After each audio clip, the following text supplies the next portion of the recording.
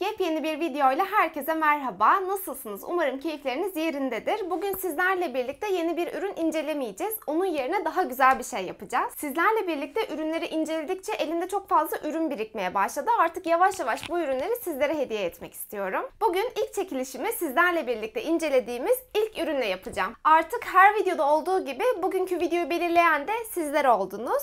Enes'e yapmış olduğu yorum için çok teşekkür ederim. Yorum yapan herkese de çok teşekkür ederim.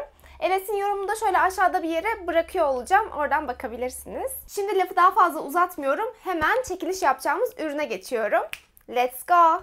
Evet, beni baştan beri takip edenler bilirler. Sizlerle birlikte incelediğimiz ilk ürünümüz Rampage'in Strike modeli Blue Switch'li mekanik bir klavyeydi.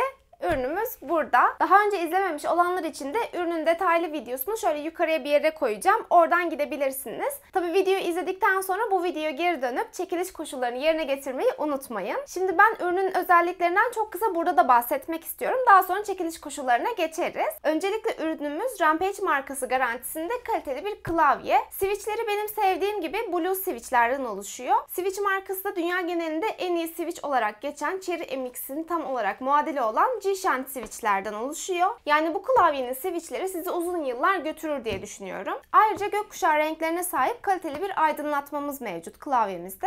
Türkçe Q tuş dizilimine sahip, yani Türkçe karakterler sonradan ekleme değil, direkt klavyemiz Türkçe olarak üretilmiş. Klavyemiz tam bir klavye. Numpad'i, multimedya tuşları ayrı olarak konumlandırılmış. Enter tuşu sevdiğimiz gibi büyük olacak şekilde tercih edilmiş. Zaten klavye oyuncular için tasarlanmış bir klavye olduğu için oyunculara en rahat nasıl olacaksa o şekilde tasarlamışlar. Son olarak klavyemizde yarım bir bilek desteği de bulunuyor ve genel özellikleri bu şekilde. Daha detaylı olarak efektlerine vesaire bakmak isterseniz dediğim gibi incelemiş olduğum ilk videoya bakabilirsiniz. Şimdi çekiliş koşullarımıza gelelim.